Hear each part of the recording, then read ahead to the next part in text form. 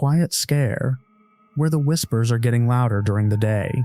It's honestly kind of marvelous, finding these real experiences that defy an easy explanation, stories people encountered that are just unsettling.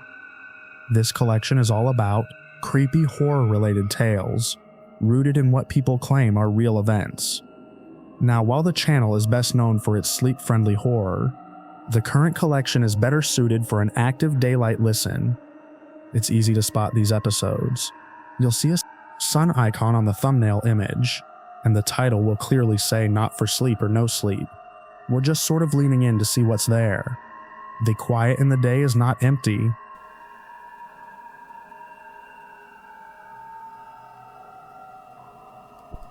We went up there because the cottage looked harmless in daylight. The roofline sat straight, the windows were dusty but intact, and the hill was low enough that my old Civic made it to the gate without complaint. The only sign said no trespassing in cracked red paint. My uncle had told stories about the place since I was a kid, and I always thought he liked scaring me into good behavior. He would stop short of a point, tap his watch like he'd hit a limit, and say, "Not today."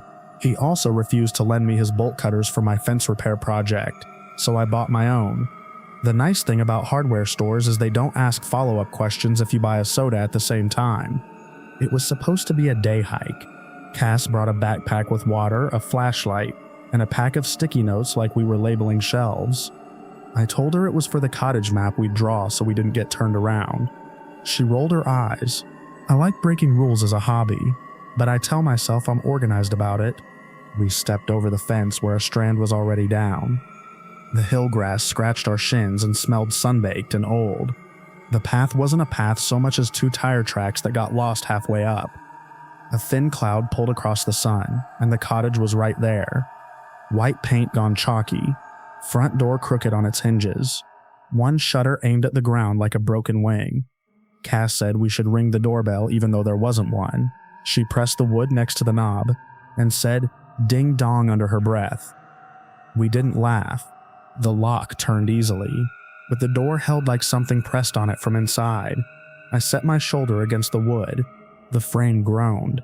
The deadbolt screws tore out of punky wood in a quick pop. The door bumped open into dim, cool air that smelled like damp cardboard.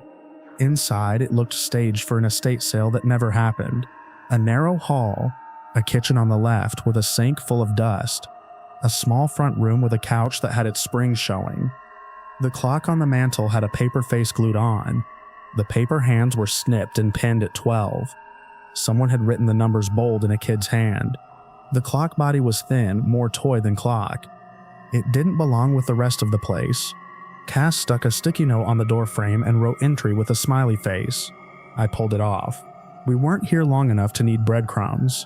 In the kitchen, the cabinet doors hung open, and every shelf was lined with newspaper from 2 towns over. A chipped mug had a child's name scratched into the glaze.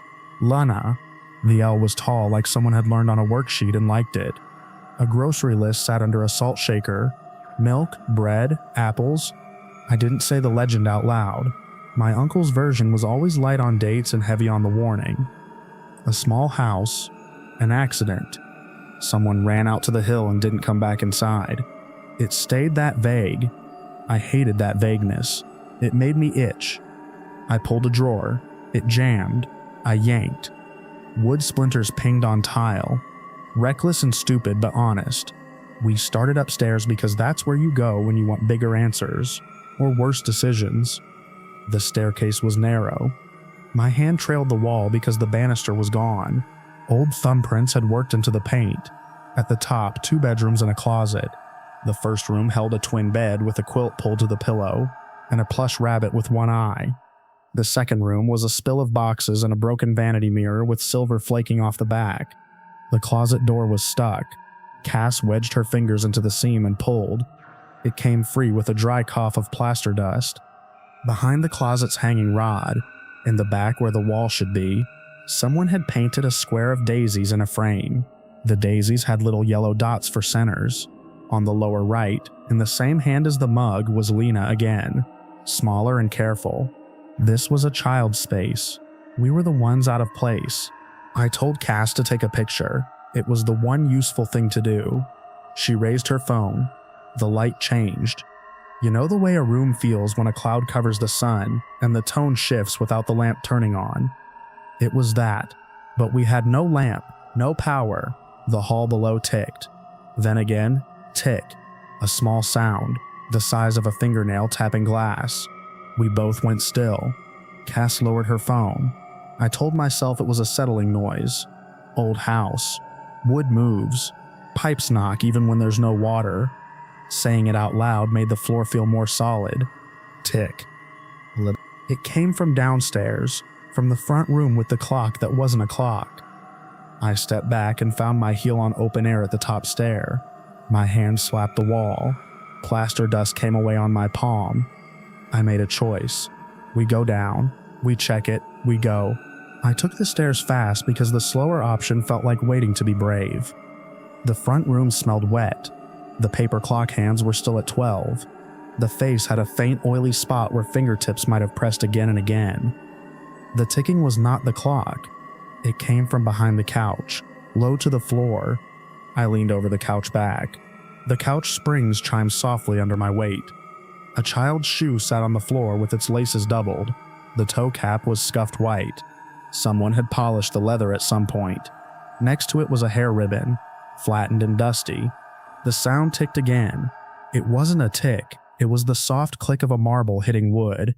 Cass pointed at the doorway to the hall. Her face had closed up in that quiet panic way where all the muscle goes flat. I turned. A small figure stood just beyond the doorframe, in the shadow where the hall met the light from the front room. She looked like a girl, but the proportion was wrong in a way my brain tried to fix and failed. Her dress was old-fashioned but clean. The fabric hung stiff, the way something holds a shape from a drawer. Her hair was braided and tied with a ribbon that matched the one on the floor. Her face was the part that made the air go thin. The skin looked smooth, but the eyes were too measured, too unblinking, as if someone had told an adult to hold still, and they had held still too well. She looked from me to the clock and back, as if checking whether we knew the time we were breaking. Her hand lifted. The palm was pale. She moved one finger like she was keeping a place. The clock face did not move. A marble rolled out from under the couch, touched my shoe, and stopped. I didn't speak.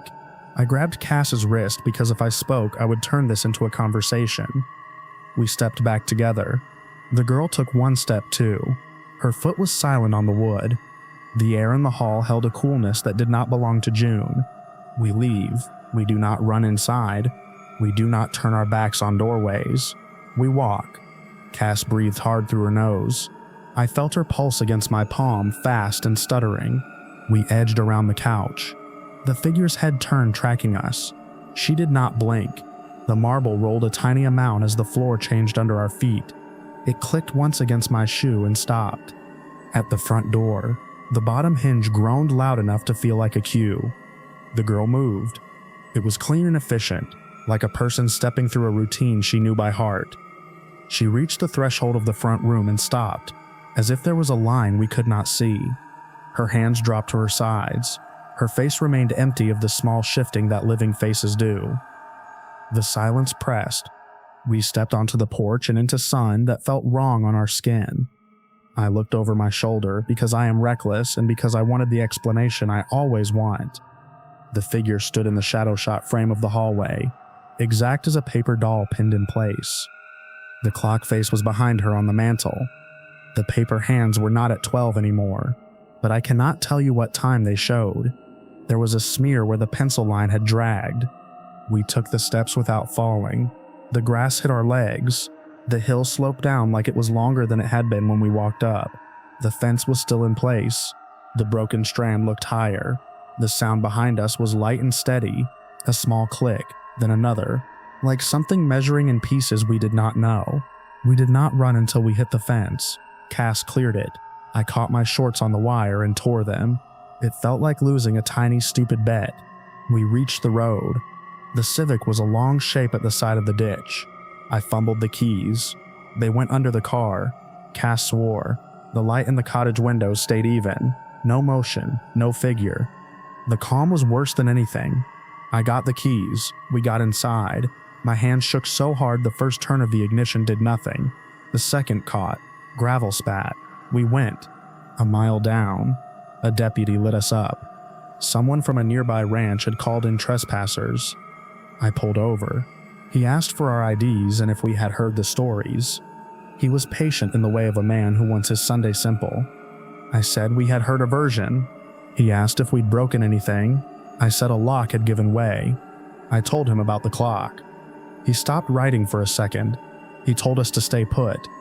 He got on the radio and used a tone that said regular thing plus old thing plus paperwork. He let us go with a warning about trespassing and said he'd send someone up. We drove into town and parked at my uncle's house because I could not stand the idea of going home alone. My uncle was pruning the apple tree. He saw us from the yard, set down his clippers, and said my name in the quiet way people use at hospitals. I told him we had gone up. He went into the garage, wiped his hands on a rag, and leaned on the workbench like his knees had made a point. He said the cottage was my great-aunt's first place after she married. They had a little girl who drew daisies on anything that held still. There had been an accident with the stove. My great-aunt ran out with the child and set her on the grass and went back in for a blanket. When the fire hit the kitchen ceiling, it moved fast and wrong and the doorway stuck. Neighbors ran up the hill with pails and couldn't get in. The child ran back inside for a toy, because a child doesn't know which things are final. The hill held a party of adults screaming at a small square of door. I asked him if the child's name was Lena. He closed his eyes. He nodded once. He took out a folded photocopy of a photograph. A girl with a hard braid and a stiff dress, and a ribbon in her hair, stood on the porch of that cottage holding a wooden clock with paper hands drawn on. The hands were at 12. A woman's hand was on her shoulder, fingers pressing where a mother steadies a child who will not stand still. The girl's eyes looked past the camera like she was watching a thing arrive. He said the clock had been a craft at Sunday school. The teacher liked to glue things and make them neat. After the fire, they found the clock in the front room with no scorch marks on it. Paper clean, like it had not been in the same air as everything else. That wasn't the part that bothered him. The part that bothered him was going inside after the crews left, and hearing a small clicking sound down in the hall, and finding nothing that could make it. He told us not to go back. He said it like a rule you use to cross a street. I believed him. It fixed the shape of the fear, but not the weight. For weeks after, a slow tick followed me around the edges of rooms. I replaced the battery in my kitchen clock twice. I took my watch off at night. It didn't matter. The sound arrived when I wasn't looking for it and stopped when I needed it to confirm what I had heard. Cass texted me at 2 a.m. with a photo of a marble she didn't own on her bathroom rug. She said it must have rolled out of a box she had moved months ago. The words were simple so she could keep breathing. We didn't tell more people.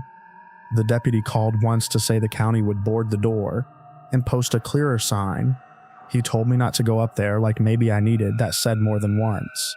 I told him I understood. He paused and said quietly that sometimes he heard things too when he rode up the hill in his patrol notes. He sounded like a man who would rather file facts than believe in them. I haven't gone back. I take the long road that doesn't pass the hill. If I end up near it by mistake, I watch the tray line and keep my hands on the wheel. I don't test the fence. I don't look for the porch. In my head, the girl stands in the shade of that hallway and does not blink. In my head, her hand lifts and lowers with the patience of a person who already knows what time it is. I keep my promises better now. That's the part I can show you and prove. The way a broken rule turns into a rule you keep. I still have the sticky note with entry written on it. I pulled it out of my pocket that night and pressed it onto a page of my uncle's photocopy. The paper yellowed faster than it should and held on. When I move the page, the note flutters a little and settles. It makes a small sound. It is not a tick. It is a sound that tells me where the edge is, and I stay on the safe side of it now. With both feet planted, and my shoulder not against a door that wants to hold fast and not open again,